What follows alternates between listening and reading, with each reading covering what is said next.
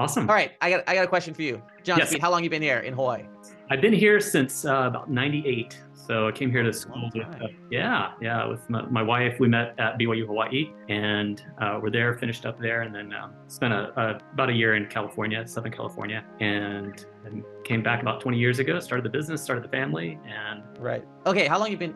We're gonna go into these questions too, but just kind of get a little context. yeah. I'm gonna save a little. I don't know if you know this, but I'll just save a little Easter egg for later on in here. Okay. But so what? Pest control seems pretty good in Hawaii. There's all these pests. A lot of bugs. Yeah, A yeah. lot of bugs. Yeah, we have two very destructive kinds of termites here, and so that does a lot of structural damage. And there's definitely a lot of work for everybody. But yeah, we've just kind of grown it from really me and my wife starting the business to about 80 employees now.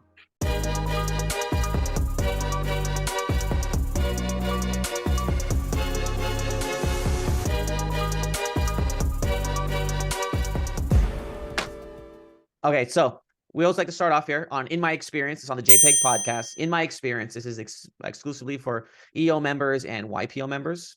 This is the section of the show we call it In My Experience. So you're gonna really share about, different questions that I might ask you. And then you can share along your journey, like who you are, origin story, and then get into the business part. And then we usually end with a closing word. Okay. So, yeah. That's good. Welcome back to the JPEG podcast. This section is In My Experience, where we bring entrepreneurs, organization members, as well as YPO members to share their experience in business, life, and personal. So let's kick it off right here with John Speed from Kilauea Pest. My man, let's start with an opening word from you. Aloha.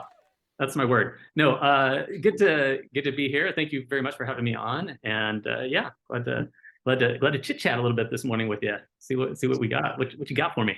Oh, I got a couple of things for you. So I usually start out with the who, what, when, where, but let's just bring it back, John, to your origin story about your first business influences, and then lead us into, who you are, where you come from. Just kind of give us that background so Sure. everything else makes sense. Sure. Well, definitely starting off, my dad is an entrepreneur, had his own business, and kind of shared with my uncle. My uncle had a carpet business. My dad had he worked with refineries and whatnot, and things like that. And so me and my brother and other siblings tended to work in the carpet business, carpet side, and just being around that and seeing that things are possible. And I was thinking about it the other day, and I'm the oldest of seven children, and four beautiful sisters and two great brothers. All of us have done some sort of entrepreneurship in our lives, and so I'm sure it comes from parents and just seeing it actually work, and provide the flexibility and the opportunity that entrepreneurship does. So definitely that. I was in the Scouts growing up, so I was selling popcorn and things like that. I remember, like, very specifically, I want to say fourth grade, I would sling candy now and laters, and I remember getting like the little 4-pack, and I cut it right and sold them individually, and then I would move up, and then finally got like 4 of the big ones, and then I think the teacher took them away, and this has been repeated. I think my son in middle school got slapped down a little bit for selling candy too, so I couldn't feel too bad for him. But that's going way back. That's going way back. I love to hear it. You have the track record of you could have went to the dark side with that, Right. breaking it down and leveling up, but it looks like you took the straight and narrow. That's all I knew. We're pretty straight and narrow over here. So, but it's all fun and good. And again, just seeing the opportunities out there. I had a few things that weren't specifically my own business, sort of my own business. I taught English in Korea for a few years, or for a school year, and then I did that later in China as well. But I could see that I could make the same amount of money and always work a little less sometimes as I got on. Same thing with selling pest control. The hardest thing I ever did was selling pest control door to door. I went to school here in Hawaii, and I would go to Southern California and work with my brother. Got me into selling pest control. And before the first summer I did, I visited him, and I was like, dude, I will never do this. But my brother was such a good salesperson that he talked me and all my friends into coming out and doing it with them. And so we did the door-to-door thing, and I worked hard. And luckily I worked with my brother, and my brother was so good that they put him in good area, which put me in good area, even though I wasn't, I was just average sales guy. But it put me in a good position to make good money. And so the next year when it came up, I'm like, oh my gosh, I don't want to do this, but the money was too good to pass up. And so again, worked a little less, but made the same amount as your skill set comes up. And so I guess that's a running theme in my life, is it's more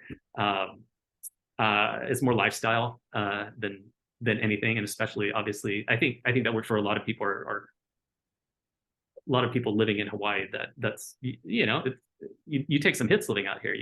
There's a true price of paradise, and so I think you want the adventure and so a lot of people that at least move out here, a lot of people from here, but a lot of people that move here and try to find their way. That's probably a common thing, I imagine. Right. So, okay, when did you start Kilauea Pest Control? That's what we call it, Kilauea Pest Control? Kilauea Pest Control, yeah.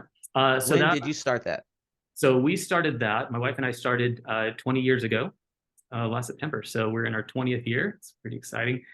We had our first child about the same time. And so it's kind of, the 20 years doesn't seem that long, right? But, you have a 20-year-old, that grew up in the business, and then our other children along the way, and employees and whatnot. It's been quite a ride. Right. So you touched on the current business that you're doing right now, Kilauea Pest Control, the journey of how you got there. Can you break down the pest control business? I look at it as like a recurring revenue type of business, a subscription-based service business. Can you break it down for us? Like some of your basic numbers of how they work? How does the pest control work? Is it similar to security type of business? We've have, friends who are in EO who have security businesses and other sorts of, recurring revenue service-based businesses. Can you break it down a little bit? Share us of the business structure? Yeah. So there's definitely one-time services and one-off bird work. Some of the termite work. So termites is a big part of the business here in Hawaii, and termites. There are reoccurring revenue models for termites. For example, with drywood termites, you can tent a house, and people see the tents all over the place. Some houses can't be tented. Some people don't want tenting. Some houses need to be tented, but the people just don't want it. And so we have models where we do regular maintenance and monitoring and treatments inside the house. And you can do that on some levels, especially if it depends on the architecture, it depends on the homeowner too, how aware they are of things. Sometimes it just needs to be fumigated. So there's the termite side, and for us, that's about 50% of our business, into the pest control side. And so of course you have the residential and commercial. We have basically three divisions: the commercial division, residential, and termites, managers for each of those. And so on the mainland, you might want to just do residential pest control, and you can expand to the different counties and whatnot and all over, and just like really dial in. And of course, in Hawaii, you have, your million people here on Oahu, 900,000, whatnot. And so if you want more share, you have to, divide that up. And so, whereas you could have maybe every $2 million, you have another branch, here you just have a massive branch with different divisions, right? And you do have to get more, specialized. And so that's why we've kind of broken up by divisions rather than like different locations and branches and things like that. And then Neighbor Islands is a totally different story too. We just had an acquisition of a business in Maui and Molokai, so we're doing work over there now, and that's been kind of a fun project for us and our team. So did the deal close? Did it close? What are the names of the companies that you bought, and are they going to remain the same name, or are you acquiring them to be Kilauea Pest Control? So yeah, so right now we're keeping it the same name. So the company on Maui, and I say because we closed two acquisitions within a week of each other this year. Right. About a month ago. So Bugman on Maui and Molokai. And then here on the windward side of Oahu, we're based in Kailua, and we have another Kailua company, Next Gen. And the Next Gen one was really interesting because the owner is a friend of ours, as most of the people, especially on Oahu, we work in the associations, where we have a very good working relationship with a lot of the companies here. And so Grant from Next Gen came on as a service manager with us, which we really needed, more than the business, but it's been great to work with him. And then in Maui with Bugman, they've been in business 30 years, and so they have a pretty strong brand there. And so actually, I was talking to we had an EO retreat on Maui, and I was talking with someone he was the owner of the vodka company over there. And I asked, it was so cool because, when would you have an opportunity to talk to somebody with this successful company? And we just, we're chit chatting, and I asked him about it, and he actually recommended like keeping it at least for a couple of years, keeping that because I was wondering the same thing. We have a great brand with Kilauea, and so it'd be easy with the social media and the marketing and whatnot just to tie Kilauea all the way in. And again, if it was Big Island, Kauai, something like that, I would definitely keep the name. Like those places, they do not want to walk with companies, from my understanding, even if it's local folks. But Maui's a little bit of a hybrid there, and so that's a great question. That was my question going into it. But again, Bugman has a great name, and so we're using that and leveraging that there. Yeah, each island's a little different. For sure. It's funny. We got Oahu, or like Hawaii is general, and then we got the mainland, and then we got the neighbor islands, and then we got Oahu. It's kind of like levels to this Russian nesting doll of we like our local things, and our island is local to our island. Absolutely. So it's really cool. I mean, I love that. Or you can be a big fish in a small pond, living a great life. I keep saying that. That's kind of this year. I've been saying that a lot. Okay. With all that, I looked you up. I don't know if you can look people up. And I looked about the Bugman. I was going to ask about that. What about this Kilauea honey? Do you do honey? We are. So we have been fortunate to work with, what we started out doing was working with the Department of Education. We were the prime contract for the last 10 years on doing the DOE work. And so we'd work in the schools, and they would have all sorts of problems, but one of these were honeybees. And of course, nowadays, and the teacher, they're pretty akamai. They know that you don't kill the honeybees. You want to save the honeybees. And so there are certainly some health and safety situations where you can't save the hive. But in most of the cases, we work with the different beekeepers and whatnot to save the hives and to bring them back and to do the honey and whatnot. And so we're still that's still evolving as to where we want to go with that totally. But we do a lot of bee work, and there's other companies that have really scaled that out into retail shops. And I don't think we want to go there, but it's a good opportunity. But with any opportunity, you just have to look at the risk reward, right? And what is the best, highest and best use of your time, things like that. I think EO has done a good job at helping hone in and control the shiny object syndrome. Especially when you're on other achievers, and they share their things like, oh, this opportunity, because you see it everywhere. You seem like a pretty positive guy, open to opportunity, glass half full. Could that be correct? For sure. I think if there's one thing I do well, it's optimism. There's a lot of things I don't do well, and I feel like I kind of understand that and what my strengths and weaknesses are, and try to leverage what you do best. I'll never forget, there was a great case study as a Harvard business study about basically if you had your employees and you were like A, B, C, D employees, and if you where do we spend our time as managers? Well, a lot of the case study was going into the C's and D's, because you got to get them up. But if you spend your time on the A players, like the ROI is just so much greater, and of course that makes it a safer work environment for everybody, financially, and what am I thinking, culture, things like that. And so so that's kind of what stuck with me, just to do what you're best at, and try not to sweat the small stuff or the things that you don't do the best at. Okay, that leads me into something here. Okay. Challenges. Let me share so we have entrepreneurs watching this, of course, successful, and then even a lot of people who are looking to become an entrepreneur, take that step, get their financial freedom, and they haven't done a business. So that's what this is really helping do. In my experience, you're sharing what you're doing. So in your experience, is there some challenges that stand out that you like to use as a teaching tool? And can you share that with us? Sure. Well, I will. And I wanted to go back to what you were saying about the recurring revenue model with pest control. And it's a great business. It's very steady. And because you have a lot of small customers, like a lot of people have to fire you to make an impact. But one of our acquisitions about 11 years ago, where we got the Department of Education contract, we had the owner come on with us, and then he came on with another company, and and he had more of a relationship with the Department of Education. And so there's actually three companies that the Department of Education worked with. And so they started getting more and more of the business. And so so it's really the only time, except maybe at the beginning of COVID, where I've actually had to let somebody go because we didn't have the business. And the guy was okay. He was fine. He got another job. But personally, I was like, I never want that to happen again.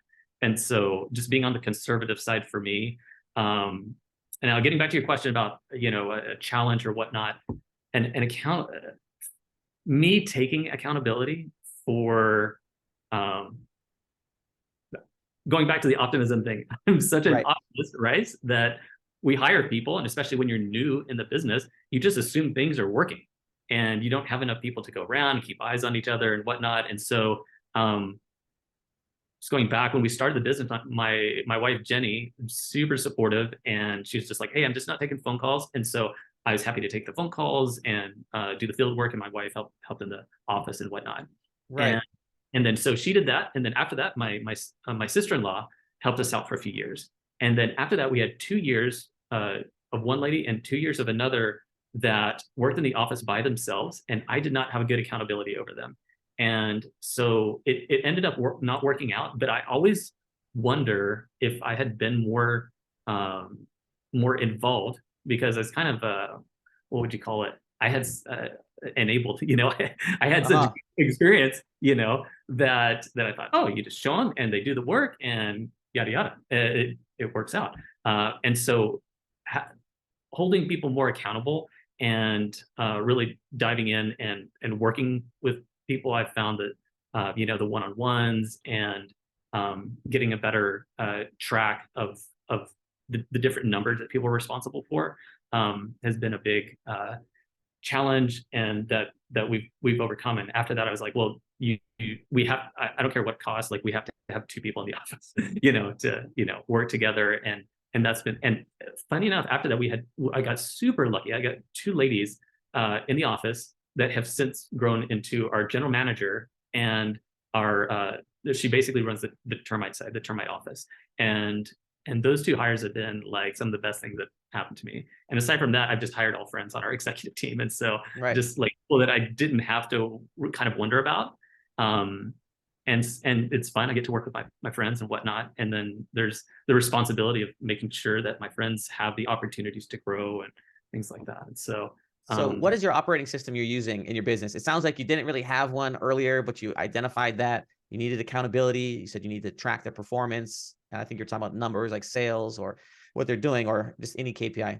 Are you using some sort of method or traction? What are you doing? Yes. So we've been using EOS since 2018. But I can remember specifically like being at like the Barnes and Nobles and whatnot and looking for books. And there's all these books on, executive level leadership. And then there's all these books on like how to get a loan and how to start a business and whatever, but there's not a whole lot in the middle. And I looked for that for years. And finally, there was actually an EOS implementer that introduced us to traction. And I read it, reread it, and at the same time, my wife and I had worked for several years thinking, hey, if we could do this, we're going to travel for a year. And we had built the business up and had the leadership in place to do that about 6 years ago. So we traveled with our kids for a year, homeschooled them in Europe for a few months, Asia for a few months. And when I got back, it was kind of like like I hadn't been in the office for a year and they didn't really need me. They were doing fine. And so this EOS kind of came about the same time that I got introduced to that. And so that gave me a lot of time to really digest it and of course I'd been looking for it for years, right? And so I could see like, hey, this is really going to help us out. And so we actually self-implemented, and I've seen self-implementations not work out. And I've seen people with implementers it not work out either after and so there's a really cool option of Basecamp that you can get the videos that the implementers use. And so I just divided it up and I was like, hey, you take this part, you take this part, you take this part, and we're going to self-implement. And we had and I guess if you were to say if there's a secret sauce to Kilauea, it's really our leadership team. and there's a lot of diversity there, but there's a lot of trust and just helping each other out, because we are pretty divisional. We run it like 3 separate businesses, but then we all come together weekly for L10s, of course, and quarterly meetings, annual meetings. So we're pretty religious about trying to make sure we're staying on task with that. And I'm sure there's things we can do better. I'm really looking at maybe using an implementer to help facilitate some of our quarterly meetings, just as a checkup. At this point, we can actually afford to do it, because when we started out, we were like, that's not gonna happen. It's kind of expensive to do it. And so like I said, my wife's been super supportive, and but we've always been pretty financially and business wise conservative, which is fine. You're just taking forever to grow. Right. So EOS, it can cost anywhere between $30,000, $50,000. Is this the range that you were quoted as well? Yeah, 50,000 is about the range that we were quoted. And right. So not for every business starting out. And if you have the funds to do it and you have a team, I mean, that's when it makes the most sense, when you have people. You need people for the whole thing to work. Yeah, teach a man to fish, right? And so they take more ownership of it. And there's definitely, I can totally see where an implementer would be super helpful. But yeah, we've been able to, take it, keep it going, and we've gotten better at it in a lot of ways. And so we just be the best. So I need a lesson from you. All right, this is time we're going to share a lesson. Share a lesson here, either advice or a quote or an experience. You did speak a lot of experience already, relating to your marriage, biz, personal, or family. Choose one. Yeah. Share a lesson, either advice, a quote, or experience for marriage, business, personal, or family, or all of them if they blend up, because I know mine blends in one big smoothie. But go ahead, share something with us in that vein. Oh, let's see. I went on a run this morning, and I actually saw a bumper sticker that I really, when you give advice like this, it's really for ourselves, right? It's what speaks to us. And the whole idea, this bumper sticker was really simple, and it said, "Be kind, we're all idiots." Right? So, and I teach a leadership class within Kilauea for our kind of up and coming, maybe not even leaders, but people that are showing initiative and whatnot.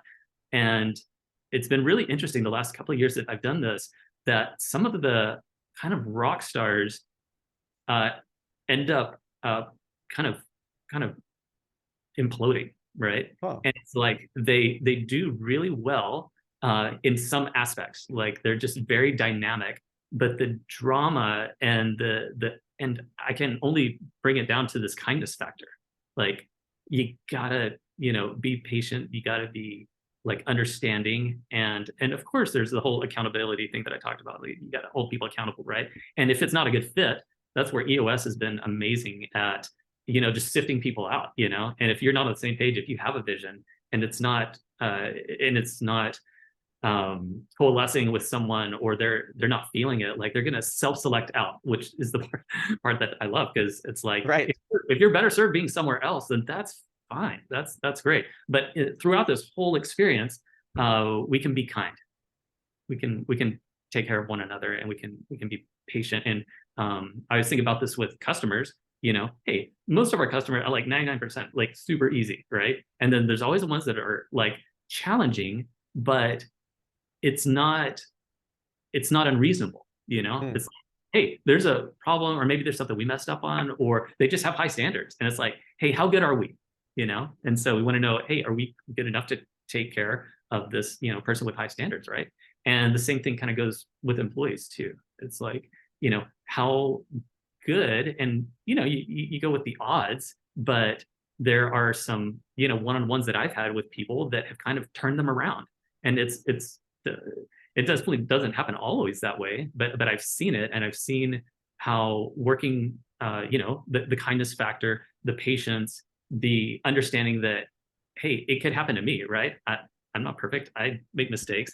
I have bad days, but understanding that and having the empathy to take care of your people. Again, that attracts other people with the same core values, and then you have this whole culture of that kind of bubbles up.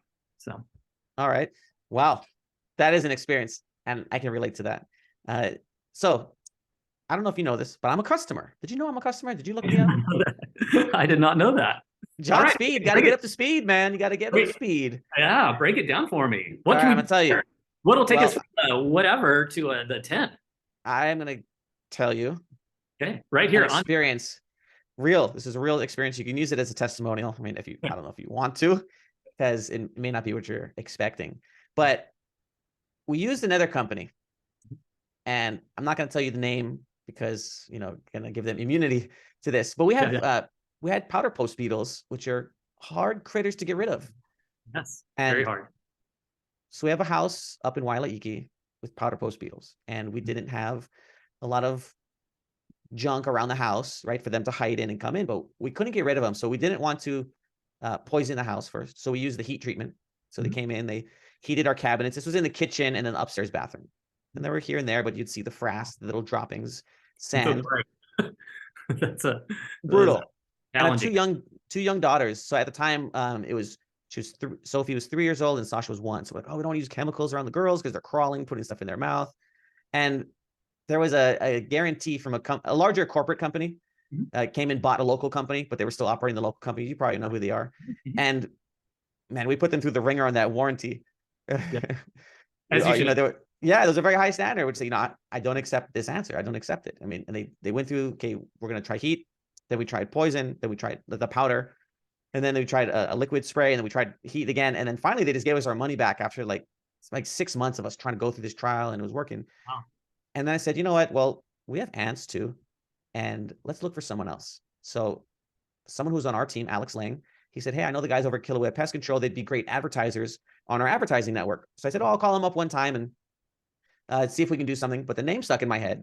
And we didn't do any, you folks didn't advertise with us at the time. And I was just thinking, this is around like Michael Miskey time when, a lot of clientele came up, right? Someone's going to go somewhere, like the bugs. Their clients are going to go somewhere. But we had these ants, and your team came over, a very nice gentleman getting trained by someone else. I think you do that, like it's not an apprentice, but a training. So you have an experienced guy in the training came out. Sure. And they hit our ants, and they let us know, hey, they're going to be the ants are going to get riled up and crazy for 30 days. And you should probably get on the quarterly, not the biannual or the annual treatment or the one time. You should get on the quarterly. I said, okay, so we'll do that. And then the ants came back going crazy. And then you guys came back and did the treatment again. And they were going wild. Ants in places that we never had ants before. But now, about 6 months later, I don't have ants in my house. They were bringing their dead ants into, the dead ants and leaving them in our house. The other ants. Okay. So big-headed ants, that's very specific. That does take a little longer than they had some big head ants, and they were like small brown ants too. They were just, and I'm like, what is this dust? And like, no, it's like a graveyard. A graveyard. It was crazy. But okay, thank you. Your team came over and it's under control. They were wild for like 90 days. I'm like, what is going on, John? I wasn't going to say anything because we're in EO together, but I'm just going to let it go and see how it works. But the experience is great. And I love it. Your team comes. We tell them exactly where to do it. We keep it on the perimeter of the property, not coming in the house anymore because we feel like it was the outside where the nests are. It wasn't in our house or in the walls. So happy customer, happy client. I don't know if I left you guys a review yet, but I want to put it here on record that you guys are the real deal. And it worked, and your team really handled it. The previous company, they were under a hard situation with powder post beetles. I gave it to them. Yeah. But I think we put them through the ringer so much. Yeah. So thank you. I'm going to transition now to a part.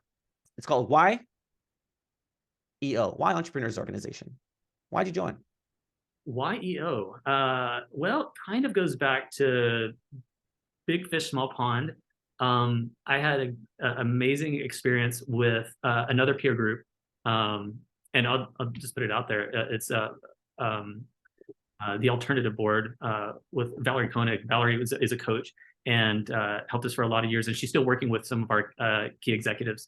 And I really enjoyed the camaraderie and the people I met, but it was a situation where our company, like, just the amount of employees and whatnot, kind of my problems were a little bit different than some of these other companies' problems. And so is one of those really painful things for me that it's like, okay, well, in order to do this other thing, you have to make space, right? And so I joined EO, and right off the bat, it's like I'm working with the new forum and a lot of new guys and whatnot, but just to well, it was really lucky the timing.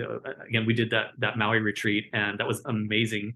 And it just kind of opens your eyes to see what's out there, what the possibilities are. Meeting a lot of other entrepreneurs that are, peers that have some of the same issues, and again, just the opportunity to network with those folks and to rely on them really for understanding that a lot of other people just don't have that experience and don't have that background of where it can be super helpful. So that's why.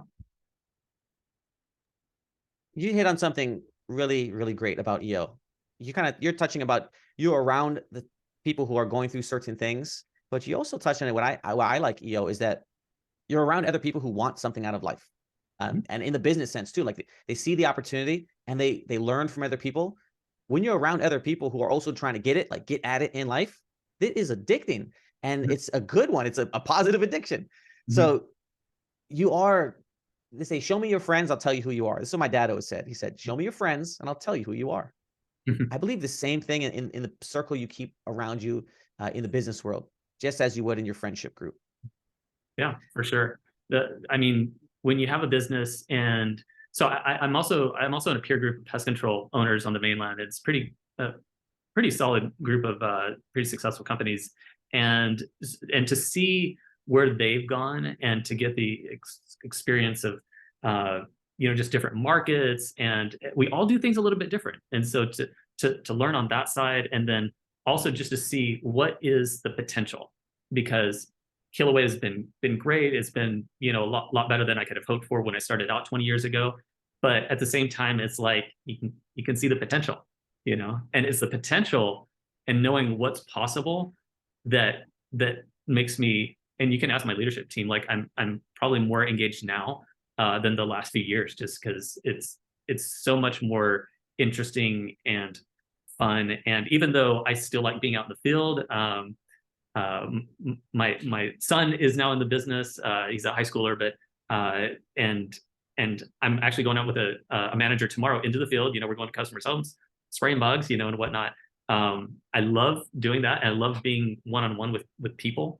That also working at the higher level, and the business can only grow as much as I'm growing, right? It's like all these business owners, like the owner, the CEO. Is the crux of the issue. If they're growing, then the business can grow, and that's what kind of drives me, I suppose, and but also what makes it more fun. And since I'm lifestyle, like it's gone from watching movies and traveling and skateboarding to I want to grow this business, Right. And I'm interested in HR. If you told me I'd be interested in HR 20 years ago, like I just laugh at myself, it's like that doesn't even make sense. But the culture of your business and being a great place to work, and just making opportunities for more people is what I enjoy more than anything aside from my family. We're going to go right inside there. When you said opportunities for more people, that means you're bringing people on. How are you recruiting people? And then how are you also retaining people? Because that's a big thing right nowadays. We need people to work. There's no one to work. Well, I think we need to hear it from you. What you're doing. You seem to have some secret sauce. Where are you getting them? How are you keeping them? Well, wouldn't you like to know? Tell me the truth. I have an idea because I could tell by how you talk and where you went to school at BYU, Hawaii, and the door-to-door sales experience that I might know where you're tapping into. But go ahead and say it yourself. Well, for us, the best thing has honestly been recruiting, having our employees recruit their friends. Oh, it's great. Yeah. Yeah. And so we've gotten into a few markets that are a real key thing, where maybe they're, movers or landscapers or, security people, where we're paying a little more, right? But it's also a more engaging job. It's more interesting, and they have some perks that maybe they didn't. And so, and then also on top of that, like we have so many ways to make extra money in our business. I mean, you can refer people, you can get reviews, you can sell. I pay people for content, like guys going out and they see something interesting at somebody's house, they could take a video of a weird bug and explain it. We pay them for that. Blog post. So there's all sorts of other ways to make a buck at Kilauea. So, and people like that. And we don't make them. Oh, that's perfect. This Do is, you, I think, from you guys at one of the trade shows. oh yeah. Yeah, there was a bunch of bugs. I'm like, oh, my daughter's gonna love these. What if you can't see it? What I have is a B-52 bomber, Yeah. big old Hawaiian cockroach. No, it's just a Yeah. dollar bill. I just see little dollar bills running around. That's Oh, I love that. That's so funny. That's amazing. That is amazing. So, okay, so let me see. Did you go to the Mormon church? Are you LDS? I'm LDS. Yes. Are I you have an a Eagle Scout? right now. I am an Eagle Scout. Yeah, and I've worked I a am lot. too. Oh, Me and awesome. four boys of us, we're all Eagle Scouts. We all Oh, grew up in Hawaii Kai, in the church. I don't go to church. One of my brothers doesn't. My mom does, and my oldest brother, or two of my older brothers do. So it was amazing. Like, yeah. just, and like I was like leaning towards, are you getting like missionaries, people who are missionaries or on that? Fearless. I mean, you learn to just be nice. Like, you're a very nice guy, kind. I think I'm the same. I didn't go on a mission, but there are certain values and teachings I think that totally rub off with the people you're around, Oh yeah, that for sure. it translates very well to business, customer service, recruitment, getting volunteers, and service above self, that sort of thing. Wow. It's just this hybrid effect, at least in my life, where I look at him, it's like, I'm gonna ask him these questions. Let me see if he answers the secret sauce. Oh, that's so cool. Yeah, that's amazing. Yeah, that Eagle Scout. Both my sons are Eagle Scouts, and my brothers as well, my two brothers. But yeah, and it just again, when I think about that more nowadays, it's more like, man, we had good parents. Our parents were pretty solid, and helping support us. Who's also an Eagle Scout Who? is I don't know if he's okay with me saying this, but Brandon Lamb, and I believe his brother too. And And Trung? yeah, and Trump, yeah. So yeah, so when we first started the business, my brother was out here for a couple of months, knocked some doors, and knocked into the lambs in Kahala.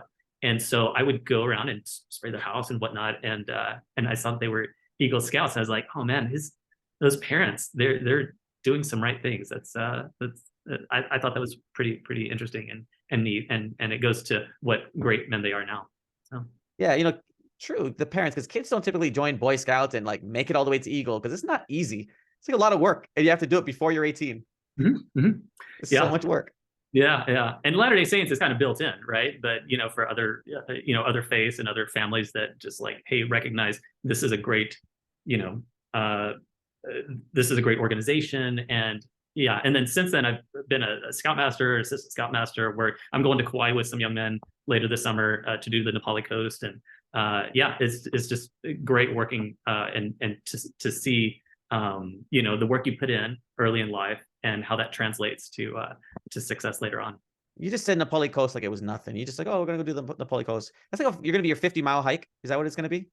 Oh yeah, Kilauea Valley is like it's 13 longest to longest. I mean, you drop into the valley like 11 miles in, but it's a hard 11 miles, and then once you're in there, it's like the whole valley is like 2 miles across. It's gigantic, but yeah, that's a good time. That's a good time. My brother Joe, when he did that, and I don't know, they must have done something else, because they did that for their 50-miler. I remember it was like something I had to do. It was like our 50-mile hike, and they went in there with one of our friends, a scout.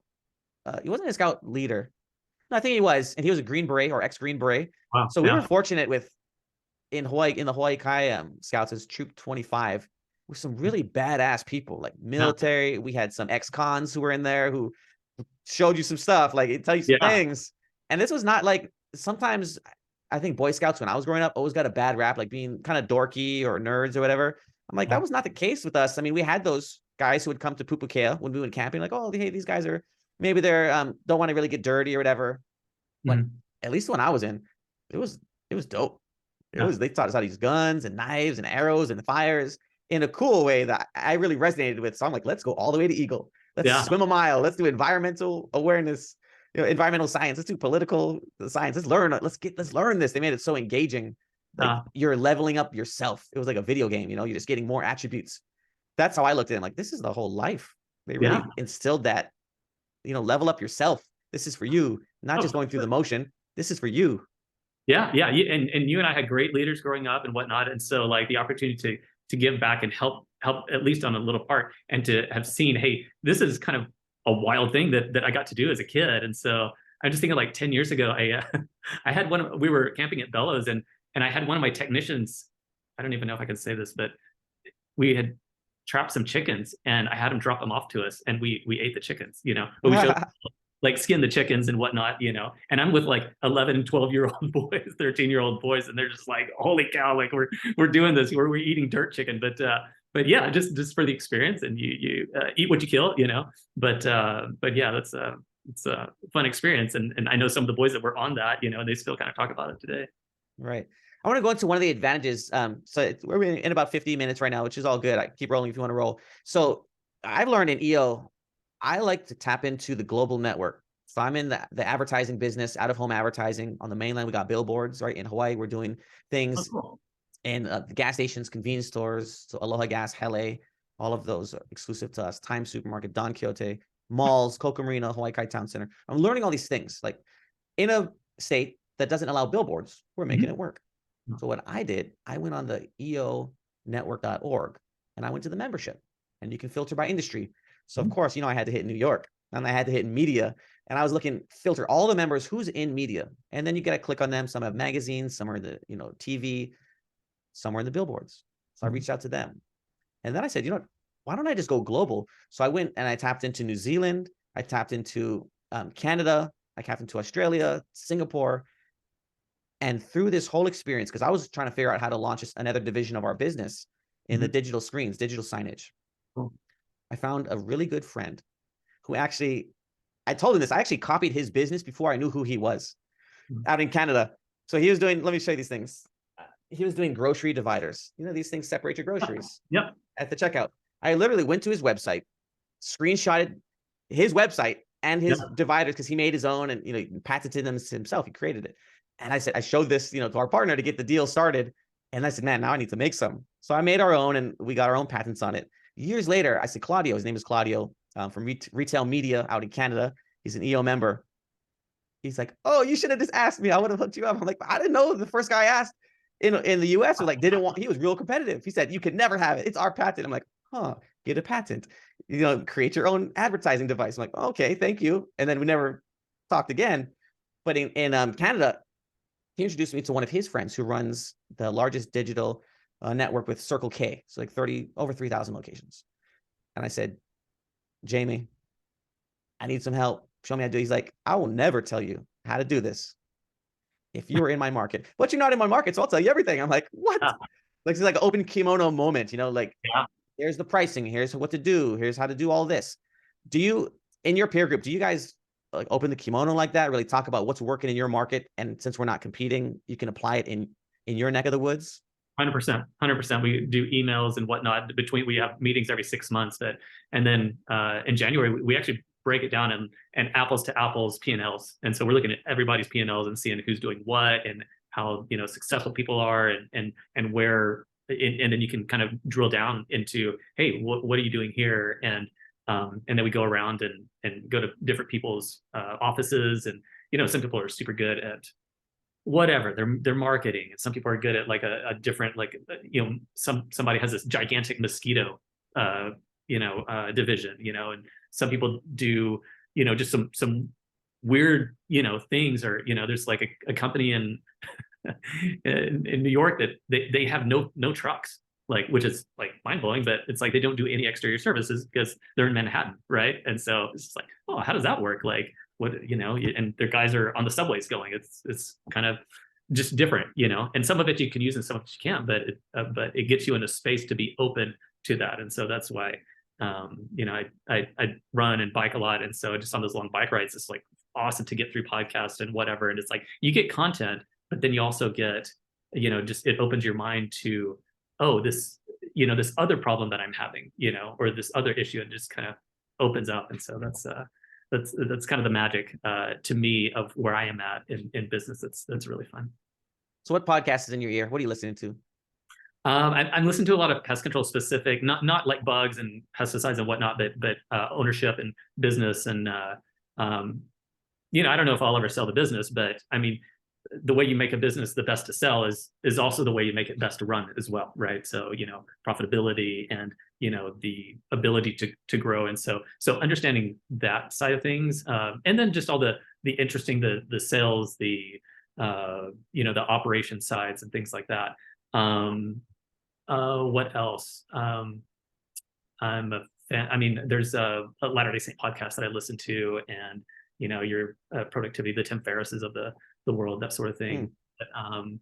But yeah, I'm a GC fan. Yeah, I'm Grant Cardone, and Ooh. so a lot of people aren't into Uncle G, but there's Uncle G, yeah, 10x. yeah, 10x. So actually, so me and my marketing director, I happened to be I was down in Florida anyway, and so we went to the Marlins Stadium one a few years ago with uh, Snoop Dogg and all those. I mean, it was really something. But to have that mentality of you don't have to grow. You don't have to do all these things. A lot of companies, when they get to a certain size or comfort level, and I find that people that have really really just like given it 100%, 110% for 20 years, like they get burned out. Like Hmm. that would be an appropriate time to sell your business.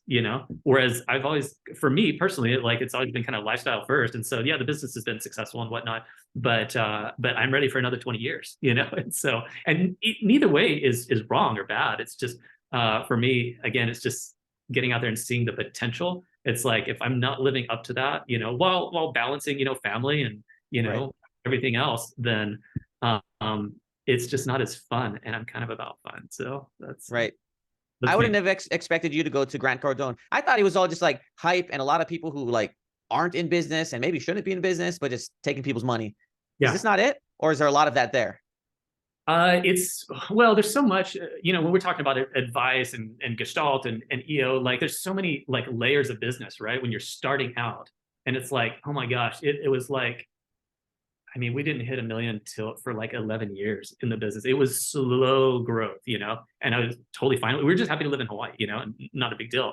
And then, the 9 years since then, it's just like we've kind of, got better more and more. And then you just ramp up and you get to some really fun stuff, right? But yeah, with Grant Cardone, one of his books that I would recommend, and I've read a few of them, but um, Are you reading or are you listening on an audiobook? Because I'm an I'm audiobook guy.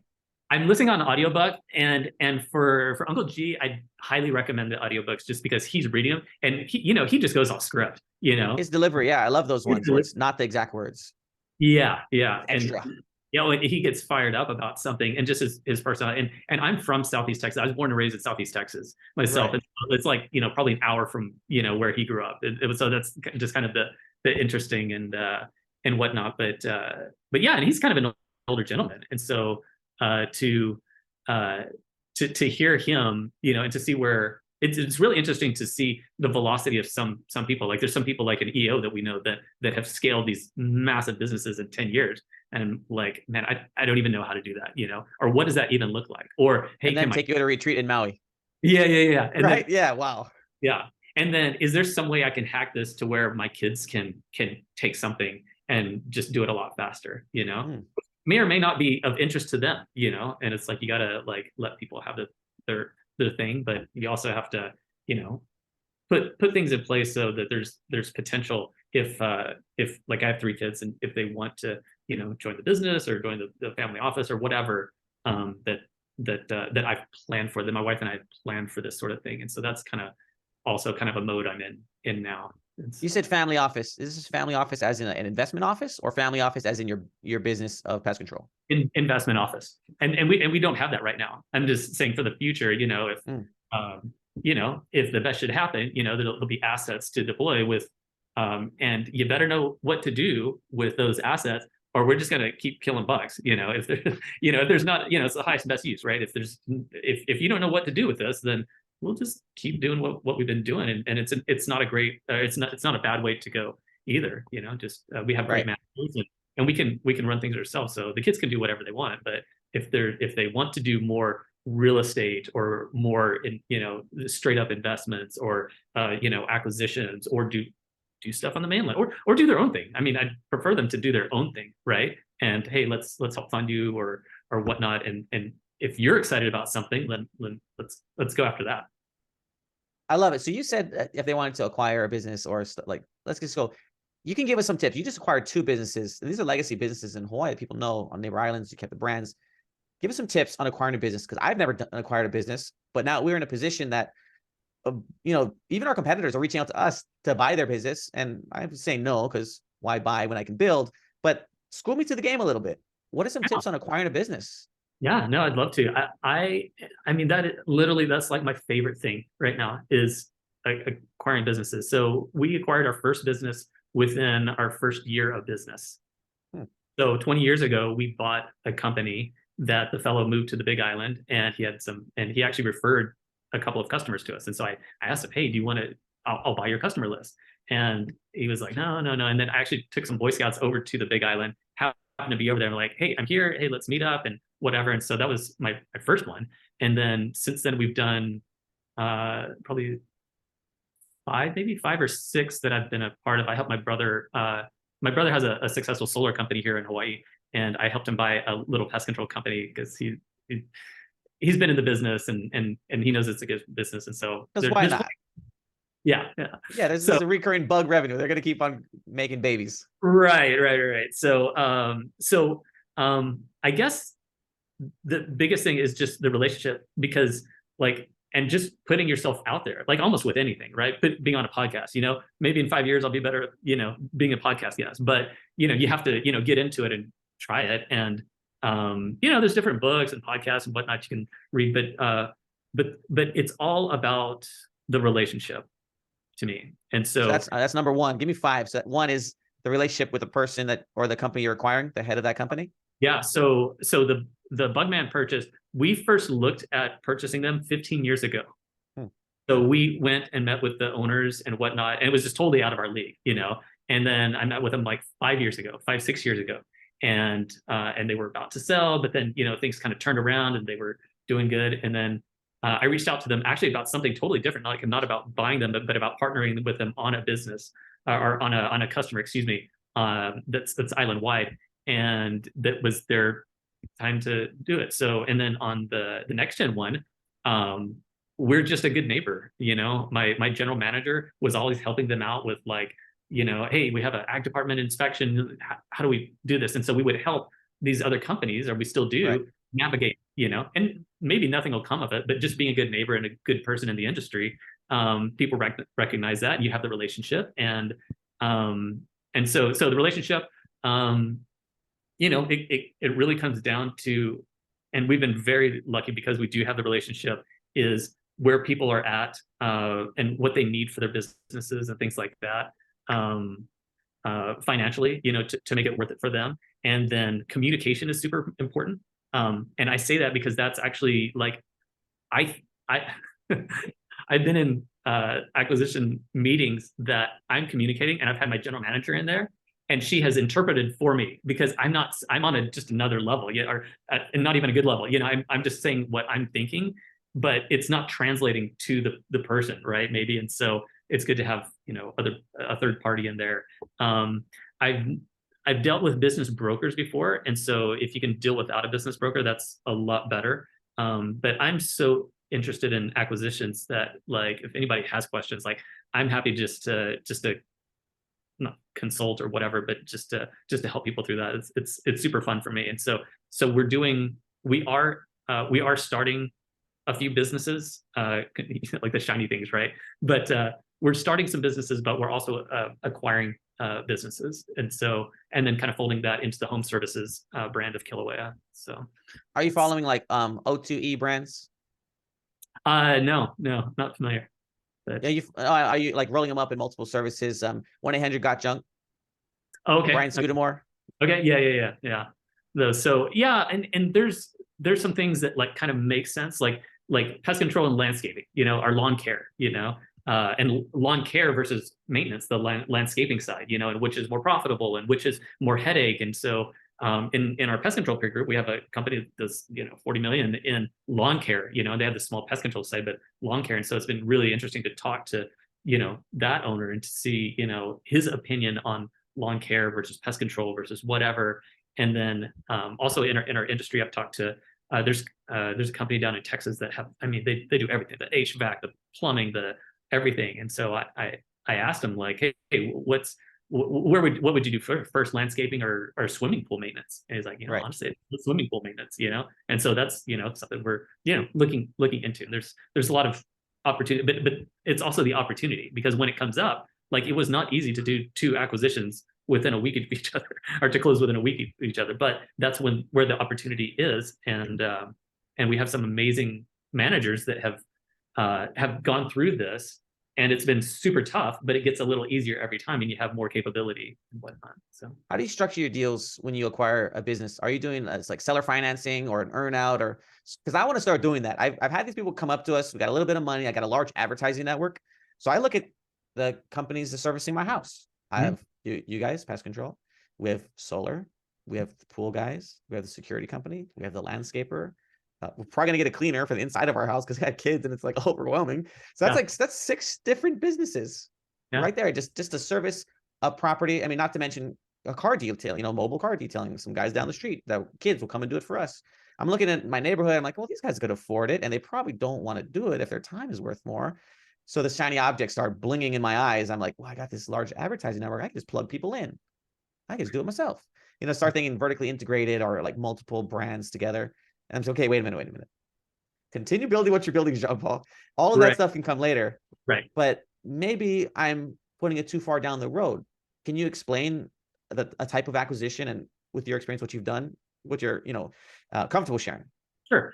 And on that, I would say if you have the people and the capabilities, and it's not me specifically, taking on these acquisitions, then, as long as you're not overloading your people and you're having, a roster of, a bench of, managers coming in, that's the real thing, is the people, right? Do you have the people to do that? And so on the earnouts, most of them are earnouts, and it's really playing to what the owners want for their businesses. Sometimes, you put it out there, would you rather have more later or less now? Some people want less now. They'll take, a discount to pay more upfront. Usually there's a year or sometimes 2 years, or I've seen it as long as 10 years where there's the earnout, right?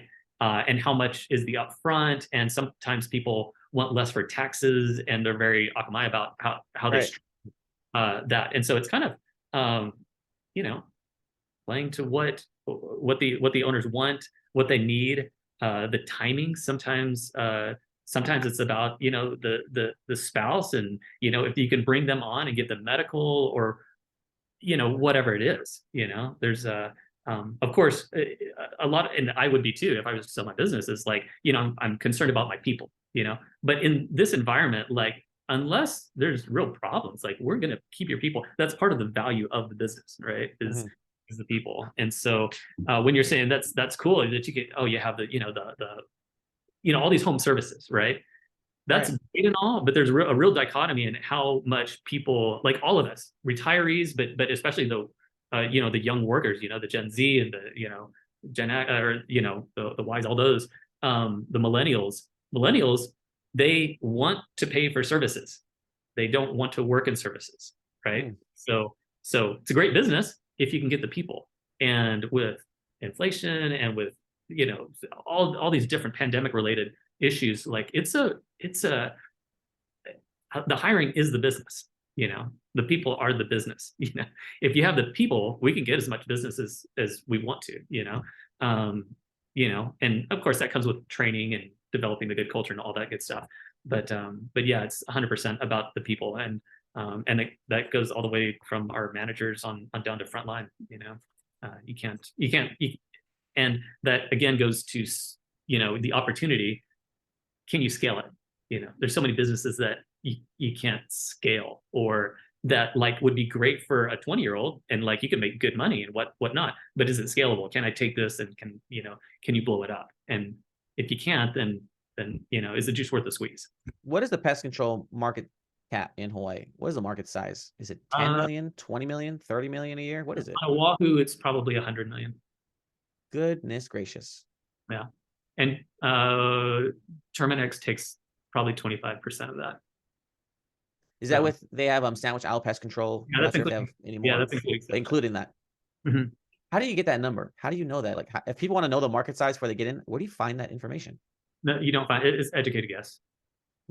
I would say 80 to 100 million. And the neighbor islands is different pieces of that, but I kind of get a feel for what companies, I think the number of employees or the number of trucks they're running and things like that. And you just kind of make some guesses.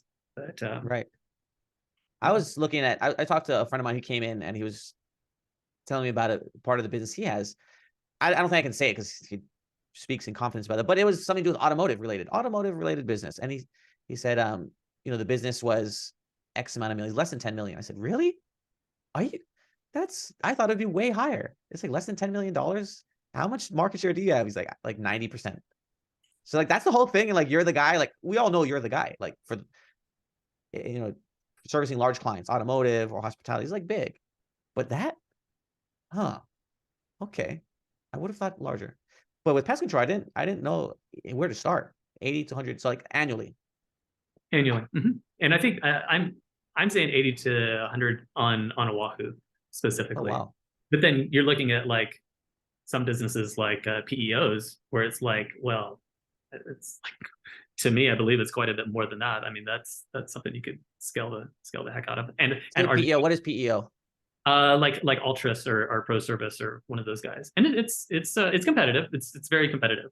But you know, but if there's an opportunity, you know, it's like, hey, I might not be interested in whatever it is, you know, a car detailing, car maintenance, but if I can see that there's margins and there's potential, and then there's an opportunity, you know, if I can get something for a good deal or get a company that has a good reputation and good employees, like, let's talk, you know. You know, Yeah. we got a bunch of trucks that I need service, so like let's see what we can do, you know. So just being aware of opportunities and having my people aware of opportunities, like you know, everybody's looking. I have I have a buddy in California that they have super interesting. Like they buy a lot of real estate of termite damaged homes, and the contractors are very different. And so he's bought and sold pest control companies, and just timing, luck, whatever. But he has this massive portfolio of, you know, and now he's just commercial. He has his pest control, which is like still like kind of the core thing. It's very small compared to his real estate holdings, but that's, you know, the engine that's throwing off some cash and some opportunity that dovetails into this, you know, crazy real estate holdings, and commercial building and things like that. So, and other opportunities. So I'm so glad you said that. That's a nugget of gold right there, where he can still have his business. It's kicking off cash, but he's investing it into real estate, which turned out to be the thing. But he has an engine just driving that cash flow. Yeah, and it's fascinating. Ventures. Yeah, and he's doing all these. He does kind of wild stuff. Like he was telling me, like when he buys it, he does acquisitions, right, for pest control, and he will actually lien a house that he owns full outright, so that if he defaults, like the guy gets a house. Like he has something to back up that is very attractive to somebody. Because if you're buying a business, like I've heard of businesses like just recently here on Oahu that like you sell a business, you get a little bit of money, and then they're driving it into the ground. Like you worked your whole life to have this asset, and to have it backed up by real estate. I mean, that's just like this little nugget that was like, oh man, that's at a much higher level of where I'm working. But to have that, you know, that peer group and to be able to have access to that is just it's really cool. Great. So you touched on a few of the tips of acquiring a business. You obviously know people who are doing it well. What about tips for selling a business for the people who are, you know, not saying that you have to retire to sell a business, but they grew something to sell it, or, you know, they're at that time to sell it. What are some tips on selling a business? Because you've looked at them. Hit us up with some tips on people that want to exit their current business or learn how to grow the business and prepare it for sale. Sure. Well, for your words, prepare for it, and don't get how's the best way to say this? I want $20 million and I do $1 million. No. Well, I've talked to quite a few business owners where I'll literally say, your business is going to be worth less in 6 months or a year. It's going to be worth less in a year. It's going to be worth less in 2 years. And I've ended up buying a few of them like that. And I don't like being right. I'm just looking at the trajectory, or the, you know, that it's and people think that they can pull it out of it. And so I don't think I'm any smarter than they are. It's just the time that you're in, and it's your baby, and you've been successful before, but maybe it's, you know, markets changed, and, you know, you've lost some key people or something like that. And so so it's hard. It's hard to, have those, frank conversations, and the understanding of really what what is possible, or what the value of your business is. And some people are fine and they're like, okay, well, I'll just keep working at it. It's not worth it for me to sell right now. Right. But you never know. And then just being flexible and open to possibilities, because everything is worth something, at some point, you know. And that's not true, because I've looked at companies on neighbor islands that it's like, I could get this for almost nothing, still not worth it, because the resources that we'd have to put from Oahu to another island, it's not worth it. It's Right. not, the ROI is not there. We can just stay on Oahu, do what we're already doing, and it's worth so much more. But again, to understand the potential, and to understand again what they need out of the deal, or the situation, and they have to know. And a lot of people haven't slowed down to think what they need or where they're going. And for buy side, it's like giving them an option to be out and to be able to communicate that respectfully, and to give them confidence that, hey, this thing's going to go through, this is what you can expect. Mm. And and to give them an upside on that. And so some of the deals we've done, it's a percentage per month, that we're a down payment, and then a percentage per month, or something like that. So if they're getting, if they're helping to sell, if they're helping support the business, then there's more customers staying on, there's more employees staying on, there's more marketing, so to speak. And so they're participating in that upside. Everybody's aligned. So you mentioned marketing a few times throughout this. I think that's brilliant.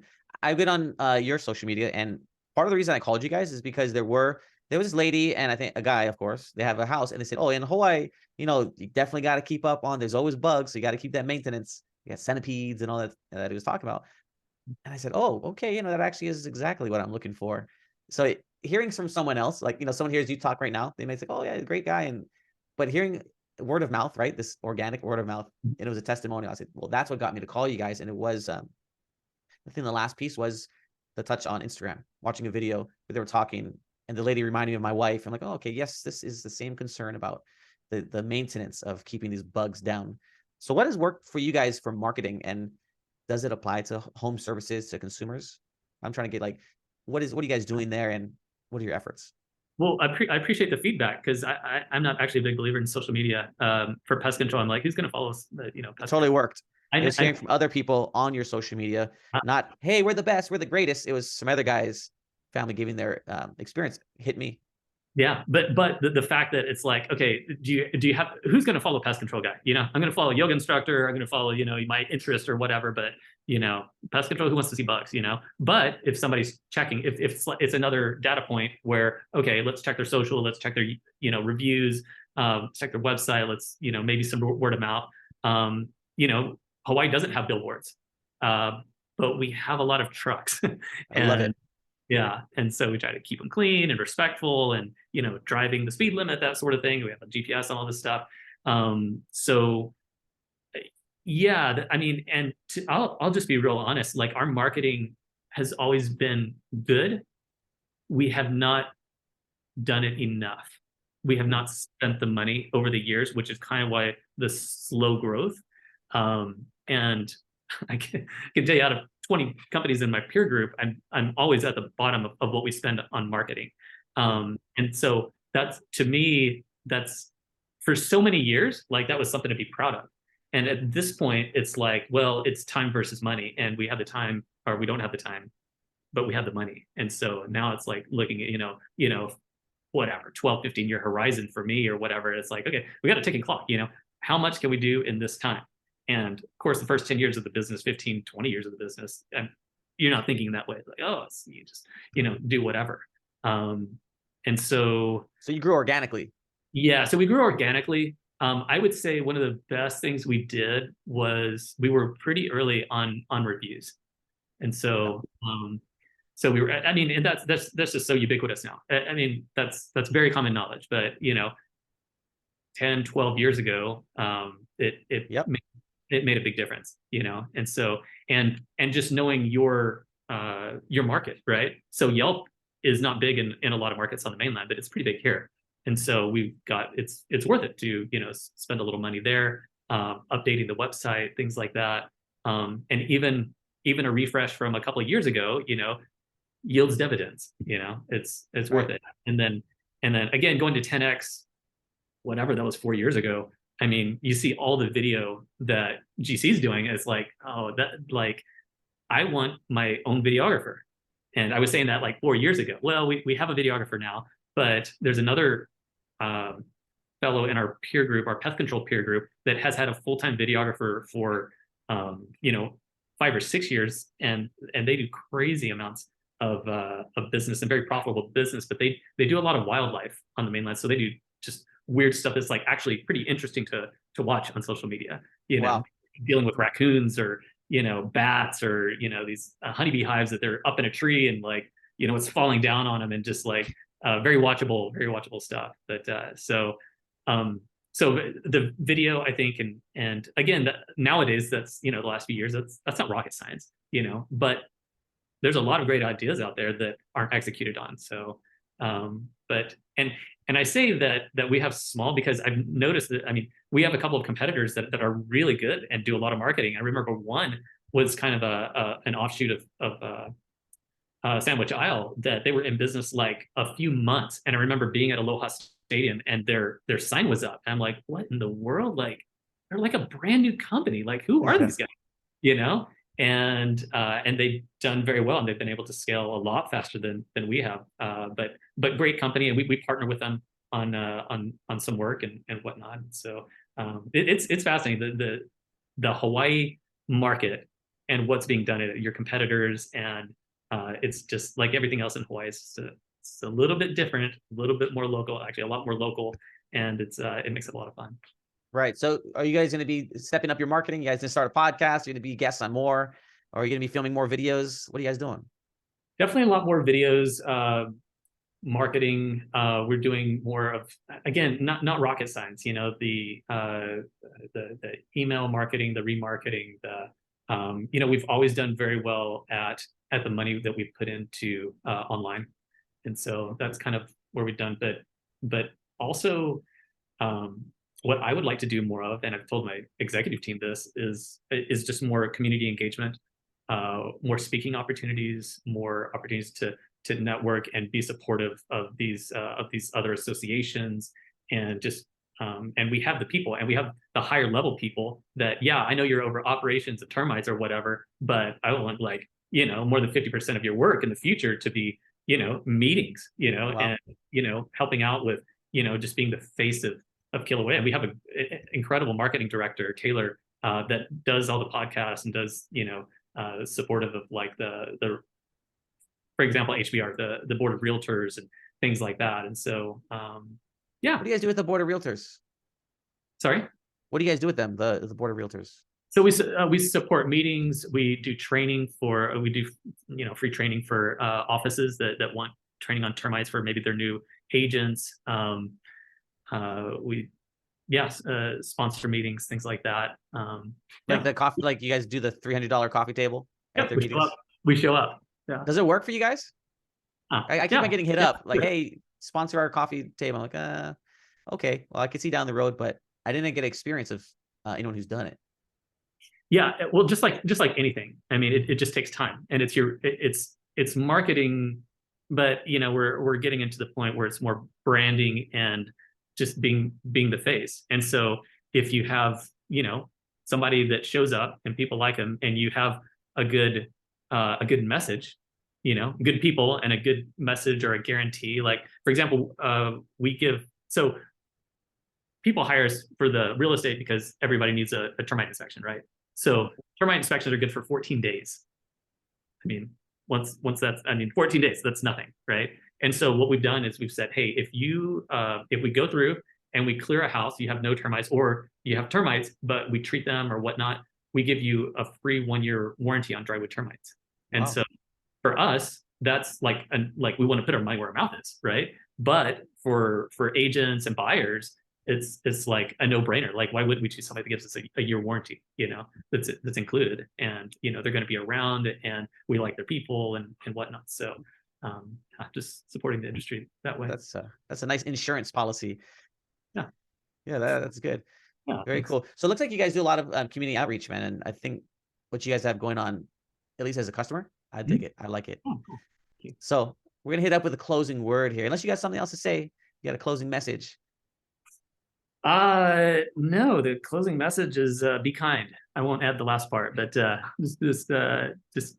just be good to one another, you know, and that I think that's something I've tried to do, and my optimism, you know, probably you got to be a little bit more careful than that, but just taking care of our people is there's nothing more important. That's the value of our company, and so it's self-serving, right? To take care of your people, who are then taking care of your customers.